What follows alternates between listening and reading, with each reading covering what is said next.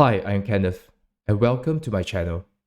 When I began my journey towards happiness, the very first step is to create an environment which reduces anxiety and distractions, and allows me the energy and time to focus on more important activities. I find the best way to start is to simplify our life. I believe a minimalist lifestyle is not only important, but also a prerequisite to a meaningful and happy life. These 5 books share wisdom and experience on how we can achieve and maintain a minimalist and organized lifestyle. Before I begin, please like and subscribe to my channel. I'll be posting new content here each week. The first book is The Life-Changing Magic of Tidying Up by Marie Kondo. Yes, she's a Japanese lady in the Netflix series Tidying Up with Marie Kondo back in 2019. Hello, I'm Maria Kondo. 私のミッションは片付けによって世界をときめかせていくことです。Let's start tidying. This girl's no joke. This is amazing. We have too much stuff. She believes a dramatic reorganization of the home will have dramatic changes to our lifestyle and perspective. It is life transforming. When we put our house in order, we put our affairs and our past in order too. As a result, we can see clearly what we need in life and what we don't, and what we should and shouldn't do.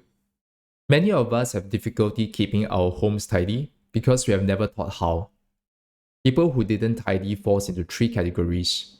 They can't get rid of things, they can't organize things, or a combination of both. Marie Kondo shared her process to tidy our homes. First, organize by categories and the correct order, starting from books, clothes, papers, miscellaneous, and finally sentimental items. Second, pile all the items by categories in a common location so you can see how much duplication and how many items you have.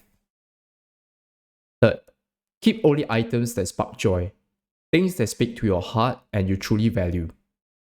Fourth, show your gratitude for the items which no longer spark joy by thanking them and discard by recycling, giving, or throwing away. Fifth, identify a location or a home for the items which you keep.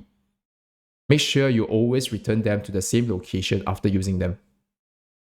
6. Make sure the items are kept vertically and can easily be seen so you do not forget you have these items. Things stacked on top of each other will be easily forgotten, and you will end up buying them again. The 5th and 6th steps are to prevent a rebound to our old disorganized habits. Do these 6 steps in the shortest time possible so you can see the results and will want to maintain this new habit. The second book is also by Marie Kondo called Joy at Work. We spend a significant amount of time at work as it is important to extend the benefit of minimalism and decluttering to our work. This can bring clarity, better performance, and less frustration.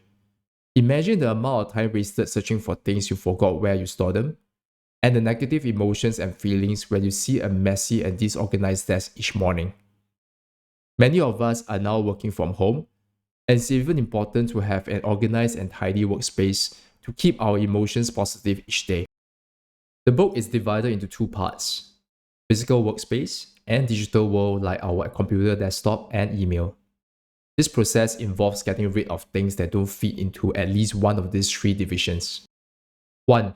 Directly spark joy such as a favorite pen or photo of your loved ones. 2.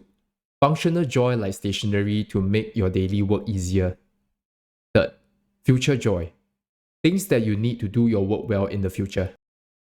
We start with a vision of what our ideal workspace looks like, then organize by categories starting with books, papers, miscellaneous, and finally sentimental items. Keep only the items which fits one of the 3 divisions, otherwise discard them. What remains are items that you truly value. Identify a storage location for each category and items. Keep most items in a drawer instead of on the desk, and avoid stacking items on top of each other so you can see each item when you open the drawer. For a computer desktop, we will start by creating 3 folders on our desktop. 1. Current projects with a subfolder for each project. 2. Records that contain documents that you regularly access. 3. save work. Pass files that can help you with your future projects. Then set a wallpaper that inspires you. Next comes the email. The trick here is to treat it as a place for current projects, not a storage. Create 10 or fewer folders to organize yourself. If it's hard to sort through everything now, throw all existing emails into an archive folder to tidy up later. Most emails and digital files are searchable, so we do not need to over-categorize them. Lastly, schedule time for responding to emails, so you can concentrate on your work and you do not need to constantly monitor your inbox. The book also suggests ways to bring joy to meetings. When you're stepping into a meeting, you are entering a shared place for collaboration, decision making, and exchanging ideas. Meetings are not a place to come in with a closed mind or put down others' ideas in order to promote your own. These are the 6 tips. 1. Show up. Really show up. 2. Come prepared. 3. Put away your devices. 4. Listen. Really listen. 5. Speak up. 6. Respect and support others. The third book is The More of Less by Joshua Becker. This book warned us about the danger of consumerism. How many belongings do you think you have?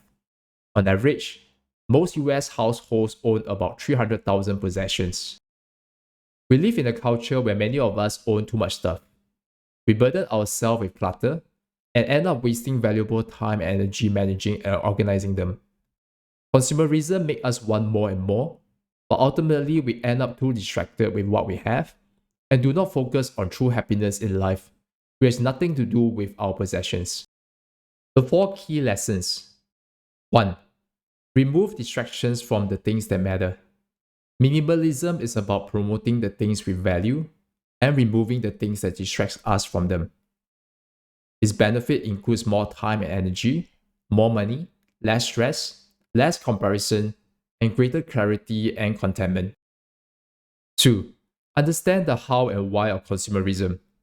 We must be aware of how advertising manipulates us by our deep views on security, acceptance, and contentment. The author warned us not to underestimate the effects of advertising and marketing on all of us, and be aware of the tricks they use to get us to constantly consume more than what we really need. 3. Start small and work through the practical steps. Use your overall goals to guide your approach to minimalism. Start small on areas of frequent use, targeting quick wins, and then go room by room, eliminating duplicates as you go. This offers another approach for Marie Kondo's. 4. Experiment and maintain. If you're unsure about particular items or even minimalism as a whole, try and experiment. Go without some items for a while and see if you miss them. Get rid of them if they go unmissed. Joshua Becker has a good YouTube channel which shares many tips. You can find the link to his channel in the description. The 4th and 5th book are Digital Minimalism by Newport and Stolen Focus by Johann. Increasingly, more and more of our time is spent online. It's arguably more important to focus on our digital spaces to achieve calm, reduce anxiety, and remove distractions. Both books warn us about the danger of smartphone and social media, which have the ability to hijack our emotions and focus. In Stolen Focus, it is explained that this is similar to a magician performing his tricks by understanding our weaknesses. In short, it doesn't matter if you have high IQ or whether you are young or old. The magician can still trick you because he's able to tap into our inherent weaknesses. This is also shared in The Social Dilemma on Netflix. If you have not watched it, please do so. We get rewarded by hearts, likes, thumbs up, and we conflate that with value and we conflate it with truth. A whole generation is more anxious, more depressed. I always felt like fundamentally it was a force for good. I don't know if I feel that way anymore. Facebook discovered that they were able to affect real-world behavior and emotions without ever triggering the user's awareness. They are completely clueless. The 3 principles shared. Principle number 1. Clutter is costly. Recognize that cluttering our time and attention with too many devices, apps, and services creates an overall negative cost that can swamp the small benefits that each individual services provide. The time we waste on these services is not worth its benefits. For example, we use social media to be informed about what our friends are doing, but we waste so much time scrolling through endless posts which do not add significant value to us. Principle number 2. Optimization is important. Think carefully about how to use each technology you introduce in order to get the full benefits from it. Use the device as a tool instead of as a toy. Principle number 3. Intentionality is satisfying. Always keep your values and goals in mind while evaluating a new technology or deciding how to use a device.